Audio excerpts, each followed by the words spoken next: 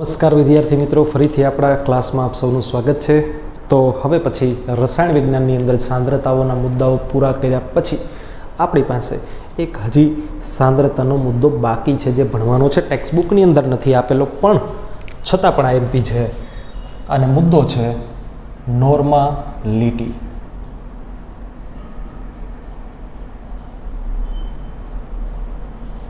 જેની સંજ્ઞા capital N છે, જેને ગુજરાતીમાં સપ્રમાણતા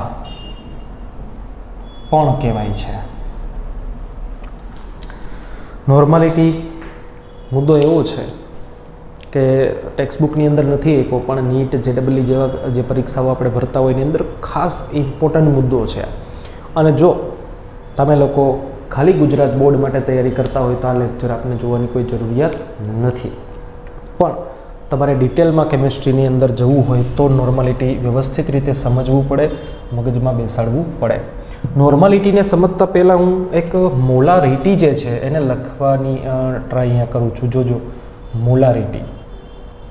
મોલારિટી જેવી જ નોર્માલિટી છે, બહુ જાજો ફરક નથી। મોલારિટીની અંદર આપણે શું કરતા હતા તો કે મોલ્સ પ્રતિ લીટર, 1 લીટરમાં રહેલા મોલ છે એને આપણે મોલારિટી કહેતા હતા।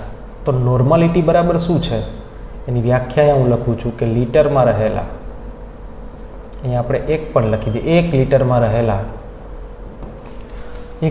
રહેલા મોલને મોલારિટી કહેવાય। પરંતુ અહીંયા મોલની જગ્યાએ શબ્દ હું લખું છું તુલ્યાંક, મોલ જેવો જ શબ્દ છે તુલ્યાંક। 1 લીટરમાં રહેલા તુલ્યાંકને નોર્માલિટી કહે છે।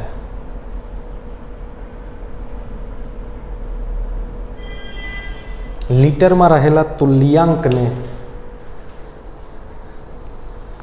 નોર્માલિટી કે સપ્રમાણતા કહેવાય। મોલ જેવો શબ્દ અહીંયા તુલ્યાંક આવી ગયો છે, તો તુલ્યાંક શું છે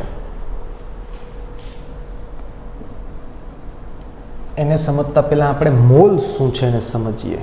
મોલ શું છે તો કે મોલ એટલે આપણને વજનના છેદમાં આપણે શું કરતા, અણુભાર, મતલબ કે વેટ બાય મોલેક્યુલર વેટ। એવી જ રીતે તુલ્યાંક શું છે ને હવે આપણે સમજવાનું છે। મોલ જેવો જ શબ્દ છે તુલ્યાંક। તુલ્યાંક બરાબર શું થાય સમજો, વાતને વ્યવસ્થિત રીતે સમજો। ઓલો વજનના છેદમાં અણુભાર હતો, અહીંયા અણુભારની જગ્યાએ તમારે લખવાનો છે તુલ્ય ભાર।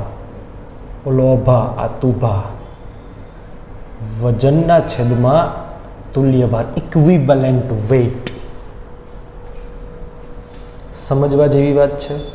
તુલ્યાંક બરાબર જેવો મોલ એવો તુલ્યાંક, વજનના છેદમાં અણુભાર છે એટલે મોલ મળે, વજનના છેદમાં તુલ્ય ભાર કરીએ તો આપણને તુલ્યાંક મળે।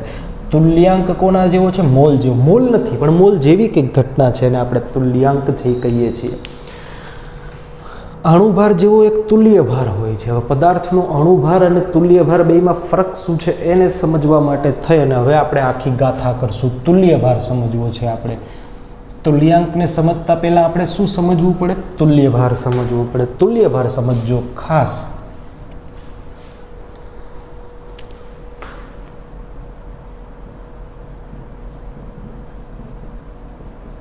તુલ્ય ભાર અણુભાર પરથી જ જનરલી આપણે એને ગણતા હોઈએ। ટૂંકમાં લખીશ કે તુભા બરાબર અભાના છેદમાં સંયોજકતા, અથવા હું એને ઇંગ્લિશમાં સંયોજકતાને વેલેન્સી કહેવાય એટલે વેલેન્સી ફેક્ટર, અથવા આપણે એને ટૂંકમાં ઘણી વખત વેલેન્સી ફેક્ટર ન કહેતા એને આપણે એન ફેક્ટર પણ કહેશું। તો તુભા બરાબર, પાછું એનું જ લખું છું ટૂંકમાં, તુભા બરાબર અભાના છેદમાં વેલેન્સી અથવા તો એન ફેક્ટર, આવું આપણે યાદ રાખીશું। આ તુલ્ય ભાર ગણવા માટે અણુભારના છેદમાં એક વેલેન્સી ફેક્ટર અથવા તો એન ફેક્ટર કરીને એક ફેક્ટર છે એ મૂકવાનું છે। ફેક્ટર શું છે? આમ જોવા જઈએ તો થોડું તકલીફ કરાવે ને આમ જોવા જઈએ તો થોડુંક સહેલું પણ છે। ધ્યાન બધાનું બોર્ડ ઉપર હશે તો આ એન ફેક્ટર સમજતા આપણને આવડશે। આપણે વાત કરવાની છે એન ફેક્ટર, અથવા બીજું આપણે એને વેલેન્સી ફેક્ટર પણ કહીએ। સંયોજકતા, એન ફેક્ટર અથવા વેલેન્સી ફેક્ટર શું છે એને આપણે સમજીએ। તો પહેલાં આપણે વાત કરીશું કે એસિડ માટે. એસિડ માટે એન ફેક્ટર છે ને બેઝિકતા કહેવાય. એસિડ માટે એન ફેક્ટર એટલે શું? તો કે એની બેઝિકતા છે. બેઝિકતા જનરલી એસિડની કઈ રીતે બોલાતી હોય? તો કે કોઈ HCl થઈ ગયું જેમ કે, તો એની અંદર કેટલા H+ છે? તો કે એક H+ છે. એની કોઈ બેઝ સાથે પ્રક્રિયા કરાવો. બેઝની અંદર શું હોય? OH- હોય. એટલે એ શું બનાવીને આપે? પાણી. કેટલા પાણીના અણુ બનાવીને આપે છે આપણને? 1. હવે એસિડ બદલાવીએ આપણે, H2SO4 કરીએ તો હવે તમે જોઈ શકો છો એની અંદર 2 H+ છે. તો એને કેટલા OH- જોશે? તો કે 2 H+ હોય તો 2 OH- જોઈએ તટસ્થ પાણી બનાવવા માટે. તો જેને એક OH- વડે તટસ્થ કરી શકાય એ એક બેઝિક, જેને 2 OH- જોઈએ તટસ્થ કરવા માટે એ દ્વિબેઝિક. આ એક બેઝિક છે, આ દ્વિબેઝિક છે, તો આનો એન ફેક્ટર છે એ 1 કહેવાય, આનો એન ફેક્ટર છે એ 2 કહેવાય. મતલબ એસિડમાં H+ની સંખ્યા થઈ ગઈ. એસિડનો એન ફેક્ટર એટલે એસિડમાંના H+ની સંખ્યા થઈ ગઈ છે. HClનો 1 છે, H2SO4 માટે 2 છે. તો આવી રીતે એસિડનો એન ફેક્ટર છે એ શું છે? તો કે એની અંદર રહેલ H+ની સંખ્યા અથવા તો એને તટસ્થ કરવા માટે જે OHની સંખ્યા જોઈએ તે, એને એસિડની બેઝિકતા પણ કહેવાય. એને એસિડની બેઝિકતા પણ કહેવાય. એટલે એસિડ માટે તમે જ્યારે તુભા ગણતા હોય તો તુભા બરાબર અભાના છેદમાં એની શું લખાય? તો કે બેઝિકતા લખાય. શું લખાય? બેઝિકતા. એસિડની બેઝિકતા એટલે શું? તો કે એનો એન ફેક્ટર, બીજું કંઈ નહીં. અને હવે આપણે એન ફેક્ટર લખીએ. જોજો, તમારી પાસે એક એસિડ થઈ ગયું છે. અહીંયા આપણે એસિડનું નામ લખીશું અને અહીંયા આપણે એનો એન ફેક્ટર, મતલબ કે એસિડની બેઝિકતા કેટલી છે એ લખીશું. તો જેમ કે HCl થઈ ગયું તો એન ફેક્ટર કેટલો હોય? 1. જેમ કે HNO3 નાઇટ્રિક એસિડ થઈ ગયું તો એન ફેક્ટર કેટલો હોય? તો કે 1. H2SO4 થઈ ગયું, સલ્ફ્યુરિક એસિડ થઈ ગયું, 2 હાઇડ્રોજન છે, તો એન ફેક્ટર અથવા તો એની બેઝિકતા કેટલી કહેવાય? 2 કહેવાય. H3PO4 છે, ફોસ્ફોરિક એસિડ છે, એના એન ફેક્ટર 3 છે, એમાં 3 હાઇડ્રોજન હોય, પરંતુ એમાં પાછા આપવા જ છે ફોસ્ફોરિક, ફોસ્ફરસ અને હજી એક છે H3PO2, તો એમાં એન ફેક્ટર 1 જ છે. આ એસિડમાં આવી શું તકલીફ છે કે એમાં 3 હાઇડ્રોજન છે, આમાંય 3 હાઇડ્રોજન, આમાં પણ 3 હાઇડ્રોજન, છતાં પણ એનો એન ફેક્ટર 3 છે, આનો એન ફેક્ટર 2 છે, આનો એન ફેક્ટર 1 છે. આ નીટમાં કન્ફ્યુઝ કરવા માટે સૌથી પ્રબળ હોય તો આ એસિડો છે. ત્રણેયના નામ લખું છું અહીંયા હું. અહીંયા જગ્યા છે, અહીંયા લખી નાખીએ આપણે. Phosphoric acid, H3PO4. બંધારણ જોજો એનું.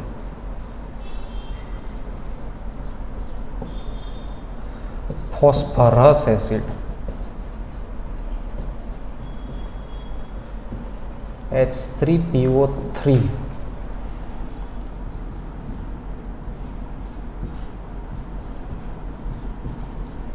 એક ઓક્સિજન ઓછો છે. હાઇપોફોસ્ફરસ અથવા ફોસ્ફોનિક એસિડ,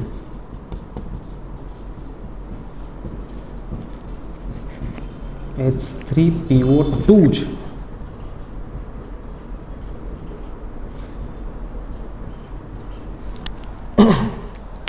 તમે જોઈ શકો છો અહીંયા 3 OH છે, અહીંયા 2 જ OH છે અને અહીંયા એક જ OH છે. ફોસ્ફરસ સાથે ડાયરેક્ટ જોડાયેલો હાઇડ્રોજન છે એસિડિક હોતો નથી. એ H+ તરીકેનું દાન ન થઈ શકે કારણ કે આ બંધ મજબૂત હોય. પણ ઓક્સિજન હાઇડ્રોજનનો બંધ નબળો હોય એટલે H+ તરીકે જાય, H+ તરીકે જાય, H+ તરીકે જાય. તો H3PO4 જે છે એ 3 H+ આપી શકે. એટલે એનો એન ફેક્ટર કેટલો થઈ ગયો? 3. પરંતુ H3PO3 છે, ફોસ્ફરસ એસિડ છે, 2 જ H+ આપી શકે. એટલે એનો એન ફેક્ટર કેટલો છે? 2 છે. અને H3PO2 છે, 1 જ H+ આપી શકે છે. એટલે એનો એન ફેક્ટર 1 જ છે. ખાસ આ યાદ રાખજો કારણ કે પરીક્ષાઓમાં ખૂબ આની અંદરથી દાખલા પૂછાય. એન ફેક્ટર કેટલો છે આપણે અહીંયા નક્કી કરવાનું ઘણી વખત અઘરું થાય આપણા માટે.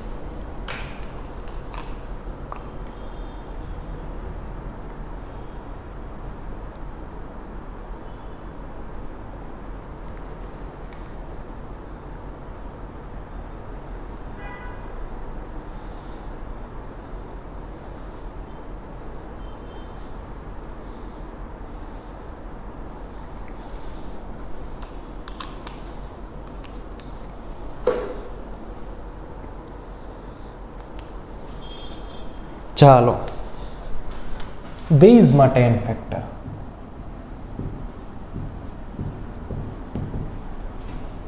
બેઝ માટે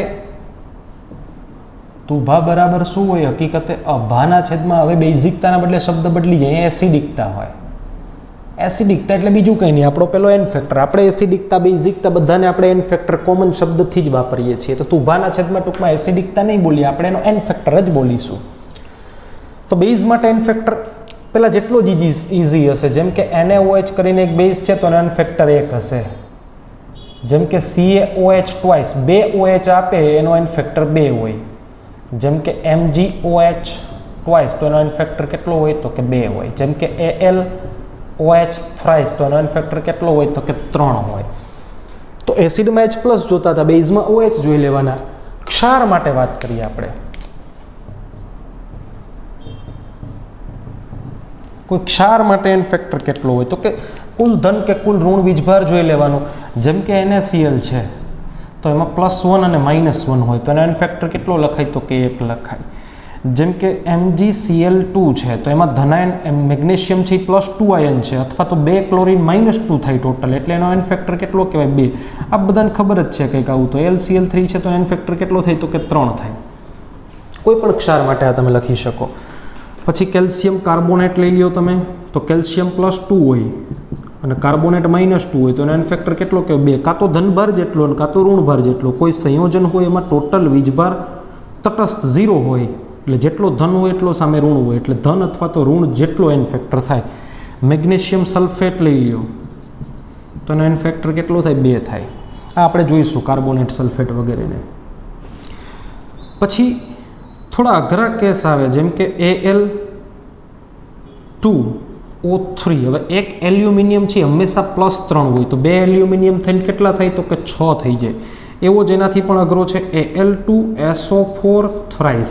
અહીંયા કુલ ધનભાર કેટલો છે? તો કે એક એલ્યુમિનિયમ +3 હોય, 2 એલ્યુમિનિયમ થાય ટોટલ પ્લસ કેટલા થાય? 6.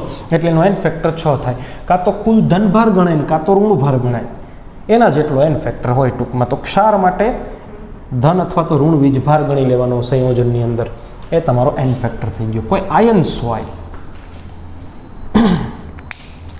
આયનો માટે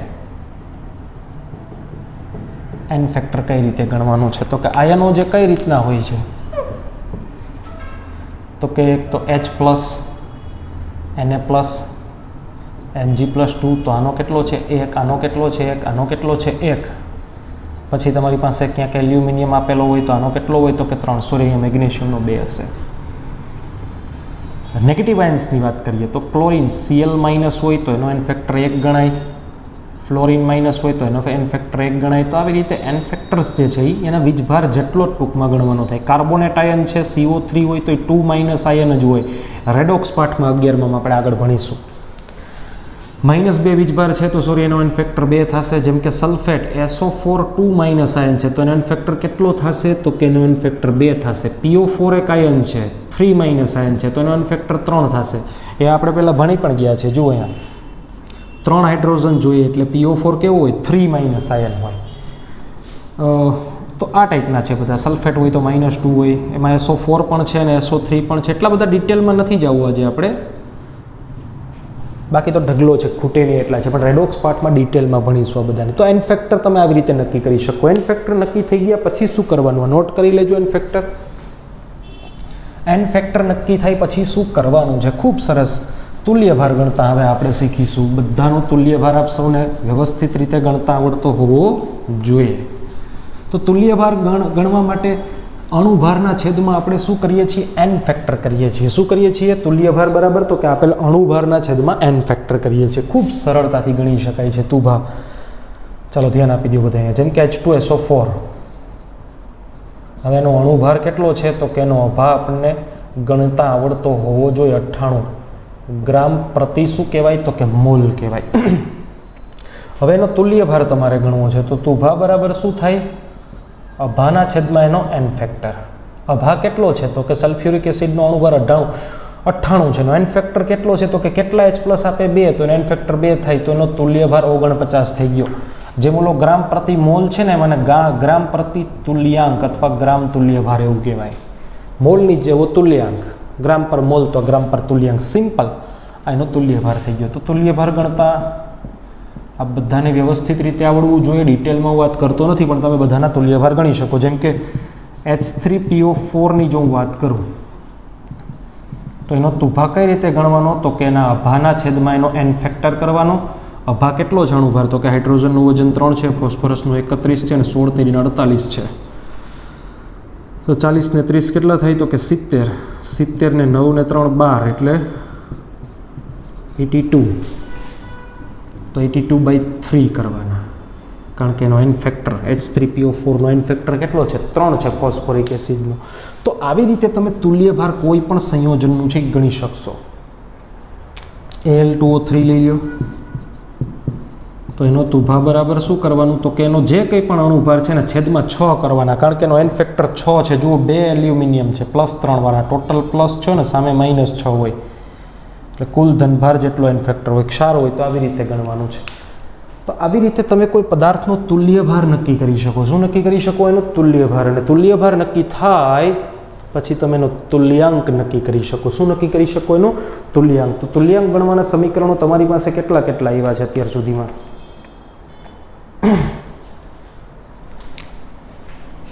મોલ, જેમ મોલ ગણતા એમ જ અહીંયા આપણે શું ગણીશું, તો કે તુલ્યાંક ગણીશું. બહુ વ્યવસ્થિત રીતે સમજજો. તુલ્યાંક બરાબર શું થાય, તો કે એક તો વજન છે એના છેદમાં, સમજો વાતને, જેમ મોલ ગણવા માટે આપણે શું કરતા હતા, વજનના છેદમાં અણુભાર કરતા હતા, એમાં આ વજનના છેદમાં તુલ્ય ભાર. તુલ્ય ભારને હું E વડે દર્શાવીશ, કારણ કે એને ઇંગ્લિશમાં ઇક્વિવેલેન્ટ વેઇટ કહેવાય. શું કહેવાય એને ઇંગ્લિશમાં? ઇક્વિવેલેન્ટ વેઇટ કહેવાય, એટલે E વડે દર્શાવીશ. જેમ વજનના છેદમાં અણુભાર હતો એમ વજનના છેદમાં તુલ્ય ભાર છે. મગજમાં રાખવાની છે વાતને. તો તુલ્યાંક બરાબર વજનના છેદમાં તુલ્ય ભાર, E પહેલું સમીકરણ. ડિટેલમાં કોઈને લખવું તો લખજો, વજનના છેદમાં તુલ્ય ભાર. બહુ વ્યવસ્થિત રીતે તુલ્યાંક મગજમાં નાખવાનું છે બધાએ. બીજું સમીકરણ, હવે તુલ્ય ભાર બરાબર શું છે, તો કે અણુભારના છેદમાં n ફેક્ટર છે. થોડું રફ કામ કરી નાખીએ આપણે અહીંયા. જો આને જ આપણે ડિટેલમાં લઈ જવાનું છે, વજનના છેદમાં તુલ્ય ભાર. હવે તુલ્ય ભાર બરાબર તો શું છે, તો કે અણુભાર ના છેદમાં n ફેક્ટર છે. તો છેદનો છેદ અંશમાં જાય, તો વજનના છેદમાં અણુભાર ગુણ્યા શું કરવાનું છે, n ફેક્ટર. તો તુલ્યાંકનું બીજું સમીકરણ તમારી પાસે આવી ગયું કે વજનના છેદમાં જો તમે અણુભાર મોલેક્યુલર વેઇટ લખો તો અહીંયા ગુણ્યા n ફેક્ટર કરવા પડે. આ સમીકરણ નંબર તુલ્યાંકનું 2. જેમ મોલ ગણતા એવો જ આપણે તુલ્યાંક ગણીએ છીએ. તો આ તુલ્યાંકનું સમીકરણ નંબર 1, આ તુલ્યાંકનું સમીકરણ નંબર 2 છે. વજનના છેદમાં અણુભાર કરો તો ગુણ્યા શું કરવાનું છે, તમારે n ફેક્ટર કરવાનું થાય. બહુ સરસ મજાની વાત છે. હજી એક છે તમારી પાસે ત્રીજું, તુલ્યાંક બરાબર, સમજો વાતને વ્યવસ્થિત. વજનના છેદના અણુભારને આપણે શું કહીએ, તો કે મોલ કહીએ. શું કહીએ, મોલ ગુણ્યા n ફેક્ટર. આ ત્રીજું થઈ ગયું છે. આ શું છે, મોલ ગુણ્યા n ફેક્ટર છે. તો 3 સમીકરણ તુલ્યાંકના આપણી પાસે આવી ગયા છે. હજી પણ આપણે સમીકરણો તારવશું, પણ એ તારવતા પહેલાં આપણે નોર્માલિટી ઉપર પાછા આવીએ. મુખ્ય મુદ્દો જે આપણો છે ત્યાં આપણે ફરી પાછા આવીએ. તુલ્યાંકના 3 સમીકરણ ભણ્યા પછી હવે પાછા આપણે ક્યાં આવ્યા, નોર્માલિટી ઉપર. તો નોર્માલિટી બરાબર શું હતું, તો કે નોર્માલિટી બરાબર દ્રાવણનું શું લેવાનું, કદ. શેમાં લેવાનું, લીટરમાં. એમાં રહેલા દ્રાવ્યના તુલ્યાંક. અહીંયા તુલ્યાંક કોનો હોય, તો કે દ્રાવ્યનો તુલ્યાંક હોય. જેમ મોલ છે એમ તુલ્યાંક છે.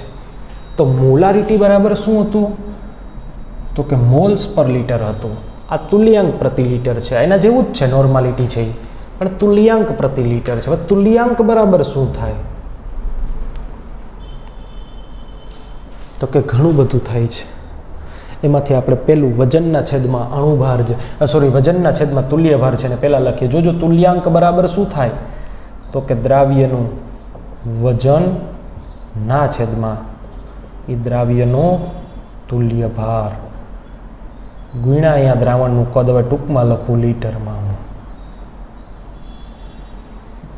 નોર્માલિટી બરાબર તુલ્યાંકની જગ્યાએ મેં પહેલું વહેલું શું મૂક્યું,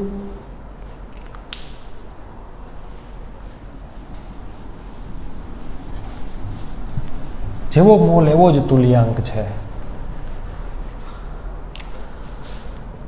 તુલ્યાંકની જગ્યાએ જે પેલું સમીકરણ આપણું હતું એ આપણે મૂક્યું કે ભાઈ તુલ્યાંક બરાબર વજનના છેદમાં તુલ્ય ભાર, ટૂંકમાં વજનના છેદમાં તુલ્ય ભાર ગુણ્યા અહીંયા શું છે વી.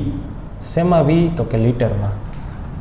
પેલું સમીકરણ થઈ ગયું નોર્માલિટીનું. સમીકરણ નંબર 2, તુલ્યાંક બરાબર શું છે? વજનના છેદમાં અણુભાર ગુણ્યા NF. હવે ટૂંકમાં લખું, આમ તો આખું જ લખીએ. દ્રાવ્યનું વજનના છેદમાં દ્રાવ્યનો તુલ્ય ભારના બદલે હવે જો હું અણુભાર લખું તો એન ફેક્ટર લખવા પડે. શું લખવા પડે મારે? N factor. જોજો અણુભાર લખું તો અહીંયા એન ફેક્ટર વડે ગુણવા પડે અને ગુણ્યા છેદમાં કદમાં લીટર તો છે જ. કદ શેમાં? લીટરમાં. મતલબ ટૂંકમાં લખીએ તો વજનના છેદમાં તમારું અણુભાર આવે તો અહીંયા લીટર અને અહીંયા શું લખવું પડે? એન ફેક્ટર કરવો પડે. હવે નોર્માલિટી બરાબર હજી પણ તમારી પાસે ત્રીજું પણ એક છે, મોલ્સ ગુણ્યા એન ફેક્ટર. આ બધું કોની જગ્યાએ લખું? તુલ્યાંકની જગ્યાએ. તો તુલ્યાંકની જગ્યાએ હું શું લખીશ? મોલ ગુણ્યા એન ફેક્ટર. મોલ ગુણ્યા એન ફેક્ટર. આ તુલ્યાંક આવી ગયો. હવે છેદમાં શું લઈ વધ્યું? કદ લીટરમાં. તો નોર્માલિટીના આટલા સમીકરણો તો તમારી પાસે છે જ. સાહેબ આટલું બધું કેમ યાદ રહેશે? રહી જશે. આ બધું જ યાદ તમારે રાખવાનું છે અને રહી પણ જશે. કઈ રીતે રહી જશે જુઓ.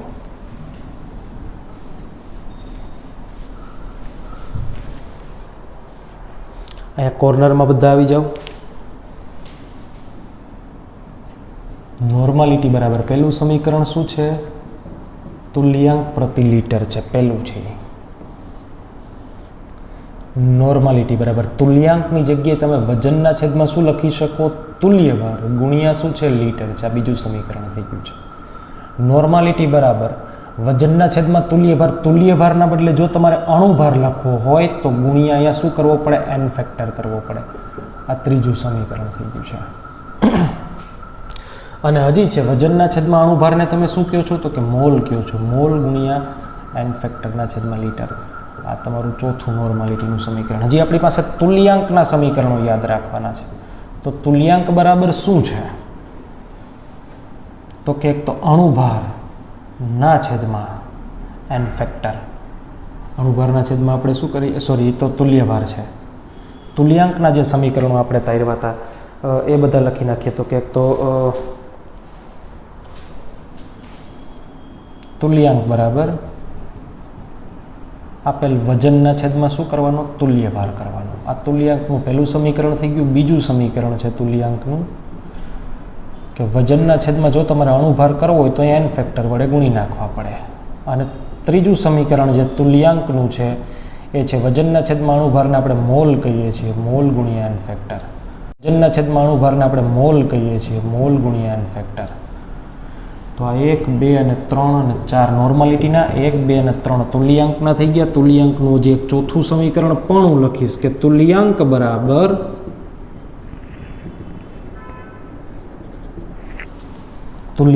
બરાબર ધ્યાનથી સમજજો વાતને.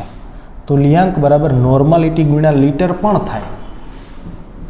નોર્માલિટી આપી દીધી હોય ને લીટર વડે ગુણો તો પણ તમને તુલ્યાંક મળી જાય. જેવી રીતે તમે મોલ બરાબર મોલારિટી ગુણ્યા લીટર કરતા હતા. કારણ કે મોલારિટી શું હતી?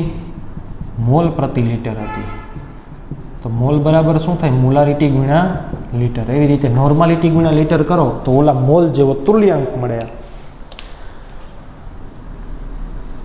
આટલા સૂત્રો તમે યાદ રાખો તો તમે નોર્માલિટી ગણવામાં તમને કોઈ જ રોકી શકે નહીં. નોર્માલિટી તમે ઇઝીલી ગણી શકો છો. થોડા દાખલાઓની પ્રેક્ટિસ આપણે કરીએ. ખૂબ સરસ, બહુ વ્યવસ્થિત રીતે બધા અહીંયા ધ્યાન આપવાનું છે કે તમને ક્વેશ્ચન આપી દીધો હોય કે નીચેના તુલ્યાંક ગણો. ક્વેશ્ચન શું છે? નીચેનામાં તુલ્યાંક ગણો. આવો તમને ક્વેશ્ચન આપી. બધામાં તુલ્યાંક ગણવાનો છે. મોલ જેવો તુલ્યાંક ગણવાનો છે. સમીકરણો જોજો. વજન આપ્યો છે તો તુલ્ય ભાર વડે ભાગી નાખવાના. વજનને અણુભાર વડે ભાગો તો એન ફેક્ટર રાખવાનો છે. મોલ આપ્યા હોય તો સીધો એન ફેક્ટર વડે ગુણી નાખવાના છે, નોર્માલિટી આપી હોય તો લીટર વડે ગુણવાના છે. વાર્તા થઈ ગઈ પૂરી.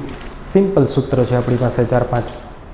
પહેલું આપી દીધું 4 મોલ HNO3. જોજો ક્વેશ્ચન, 4 મોલ HNO3 એનો તુલ્યાંક ગણો. તો એમાં તુલ્યાંક બરાબર મોલ આપ્યા છે તો એન ફેક્ટર વડે ગુણી નાખો, અને મોલ 4 છે ને એનો એન ફેક્ટર કેટલો છે? જો અહીંયા એક વખત સમીકરણમાં લખું છું, મોલ ગુણ્યા શું કરવાનું? N factor. મોલ કેટલા આપ્યા? 4. એન ફેક્ટર નાઇટ્રિક એસિડનો એન ફેક્ટર એક જ હોય એટલે એનો તુલ્યાંક કેટલો થાય? 4.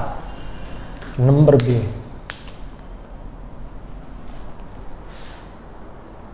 ત્રણ મોલ કેલ્શિયમ હાઇડ્રોક્સાઇડ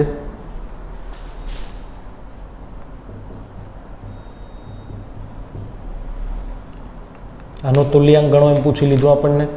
તો એનો તુલ્યાંક બરાબર શું કરીએ આપણે? મોલ ગુણ્યા એન ફેક્ટર. મોલ કેટલા આપ્યા? 3. અને કેલ્શિયમ હાઇડ્રોક્સાઇડ 2 OH વાળો 2 વાળો છે ને તુલ્યાંક કેટલા થાય? 6. બહુ સિમ્પલ કામ છે. 0.5 મોલ ALOH થ્રાઇસ,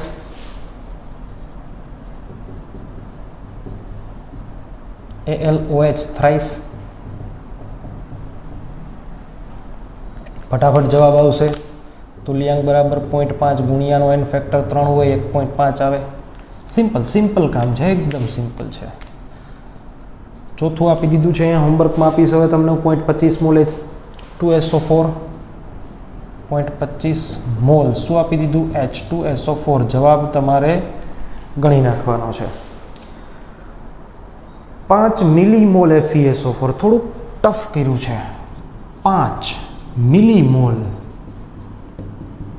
FeSO4. હવે મોલ અને મિલીમોલમાં શું ફરક છે? જેમ લીટરમાં અને મિલીલીટરમાં ફરક છે, ધ્યાનથી સમજો વાતને. તમને ક્યાંક મેં મિલી આપ્યા હોય અને મેં તમને કીધું કે તમારે ફરજિયાત લીટર જ લેવાના છે, તો તમે ભાગ્યા શું કરશો? 1000 કરશો.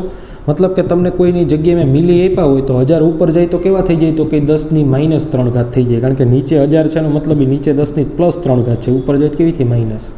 તમને મિલી આપી દઉં ને ફરજિયાત એમ કહું કે લીટરમાં જ લખજો, તો તમે મિલી ભાગ્યા 1000 અથવા તો મિલી ગુણ્યા 10⁻³ કરો.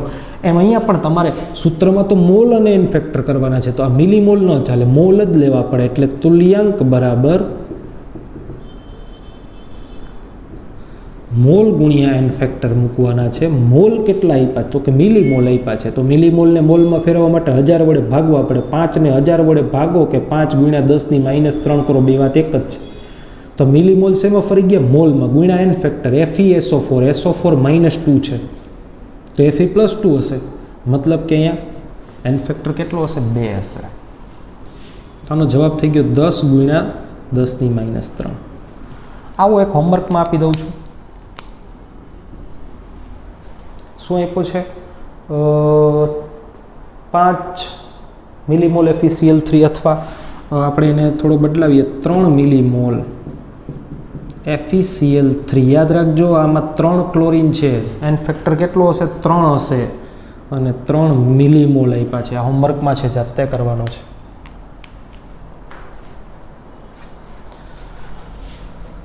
બધું લખી નાખજો તમારી રીતે.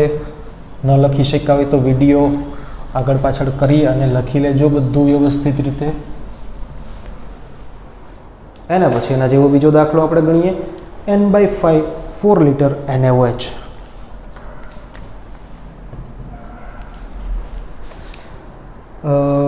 Four normal 500 milli sulphuric acid. 4 normal 500 milli H2SO4. ક્વેશ્ચનને સમજજો. હવે ઓલા સૂત્રમાં જવું પડશે. મોલ આપ્યા હતા ત્યાં સુધી કામ થઈ જતું હતું, એક જ સમીકરણ, મોલ ગુણ્યા એન ફેક્ટર. પણ હવે શું આપ્યું છે? નોર્માલિટી આપી છે. નોર્માલિટી ગુણ્યા લીટર કરો તો પણ તુલ્યાંક મળે છે, કે તુલ્યાંક બરાબર નોર્માલિટી ગુણ્યા શું કરવાનું? એન ફેક્ટર કરવાનું છે.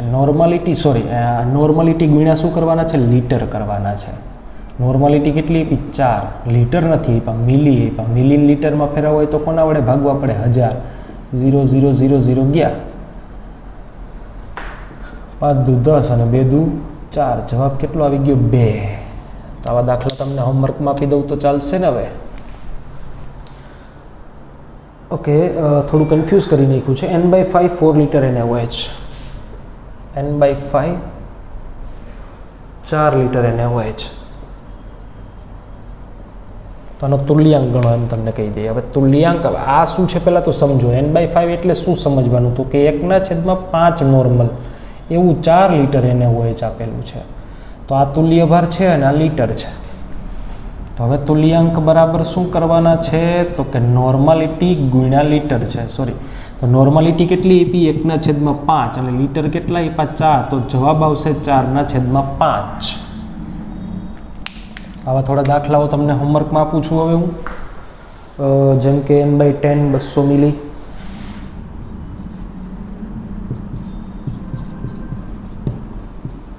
H3PO3 આપ્યું છે.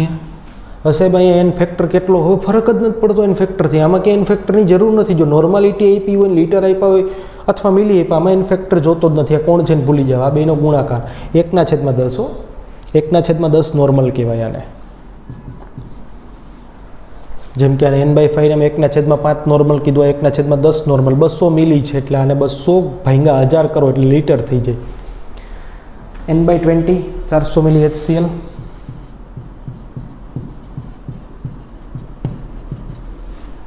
હોમવર્કમાં છે. 0.5 નોર્મલ 4 લીટર HNO3,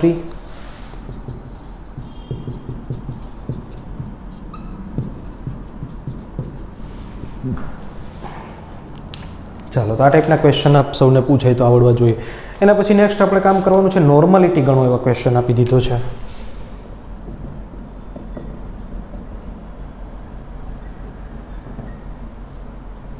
નોર્માલિટી ગણો, સરસ મજાનો ક્વેશ્ચન કે 4 મોલર સલ્ફ્યુરિક એસિડ. જો શું આપી દીધું 4 મોલર સલ્ફ્યુરિક એસિડ. જોજો અહીંયા ધ્યાન આપજો બધા. H2SO4. મોલારિટી પરથી નોર્માલિટી કેમ ગણવી? અહીં નોર્માલિટી મેં ઘણી બધી રીતે આપી છે. 4 નોર્માલિટી ગણવા માટેના સૂત્ર પણ મેં આપ્યા છે, પરંતુ એક 5મું સૂત્ર હું એડ કરાવડાવું છું અહીંયા કે નોર્માલિટી બરાબર મોલારિટી ગુણ્યા એન ફેક્ટર. આ રહી ગયું તું કરાવડાવવાનું. નોર્માલિટી બરાબર મોલારિટી ગુણ્યા એન ફેક્ટર. શું કામ આવું થાય છે અહીંયા સમજીએ. જુઓ આપણે કે નોર્માલિટી બરાબર વજનના છેદમાં તુલ્ય ભાર અને અહીંયા લીટર આવે. હવે તુલ્ય ભાર બરાબર શું થાય તો કે અણુભાર ના છેદમાં એન ફેક્ટર. હવે એન ફેક્ટર છેદનો છેદ ક્યાં જાય તો કે અંશમાં જાય.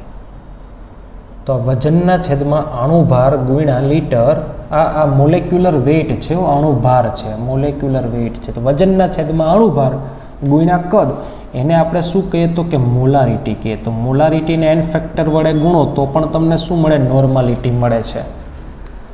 આ ક્યાંક સાઈડમાં કરી નાખજો તમારી રીતે. હવે આપણે સીધું m ગુણ્યા NFને ઉપર લઈ જઈએ છીએ. નોર્માલિટી બરાબર એક સમીકરણ લખવાનું રહી ગયું તો લખી નાખજો. નોર્માલિટી મોલારિટી આપી હોય તો એને એન ફેક્ટર વડે ગુણી નાખો, નોર્માલિટી મળી જાય. કિંમત મૂકી દો. મોલારિટી કેટલી આપી? 4. એન ફેક્ટર સલ્ફ્યુરિક એસિડનો કેટલો? 2 એટલે 6 નોર્મલ, અથવા એને તમે 6 નોર્મલ એમ લખો તો પણ ચાલે. Question number 2. 0.5 molar H3PO4.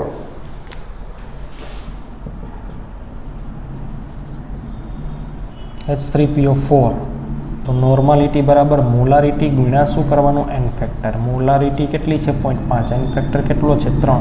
1.5 normal જવાબ આવે. દાખલા નંબર 3 આપી દીધો. 0.2 મોલર NaOH.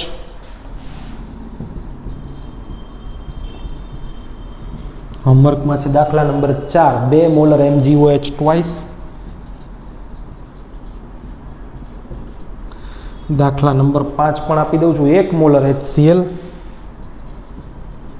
તો મોલારિટી પરથી નોર્માલિટી આ સમીકરણ પરથી તમે ગણી શકો છો. ખાસ અહીંયા તમારે સૂત્રો ઉપર ફોકસ કરવાનું છે.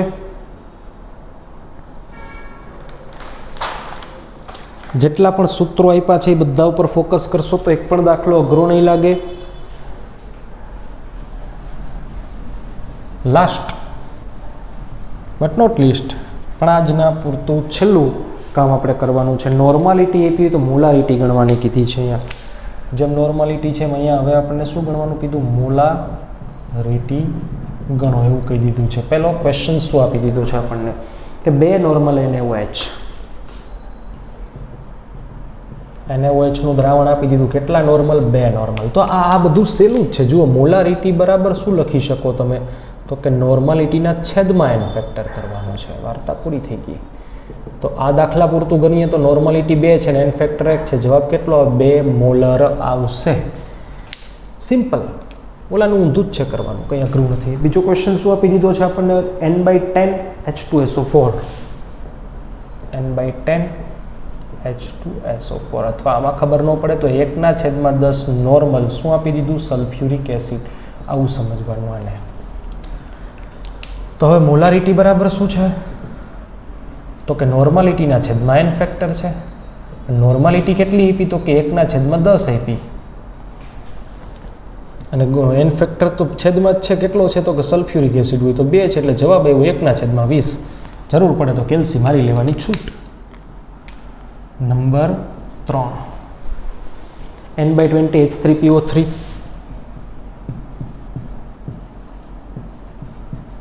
યાદ રાખજો આનો એન ફેક્ટર કેટલો હોય? હિન્ટ કરીને આપી દઉં છું અહીંયા કે એનો એન ફેક્ટર છે એ કેટલો હશે? 2 હશે. ફોસ્ફરસ છે 3 નહીં 2. ચોથું n/10 H3PO2. યાદ રાખજો આનો એન ફેક્ટર કેટલો હોય? 1 હોય. પાંચમું છે n/20 H3PO4. આનો એન ફેક્ટર કેટલો હોય? 3 હોય. છઠ્ઠું પણ છે 0.4 નોર્મલ MgOH ટ્વાઇસ.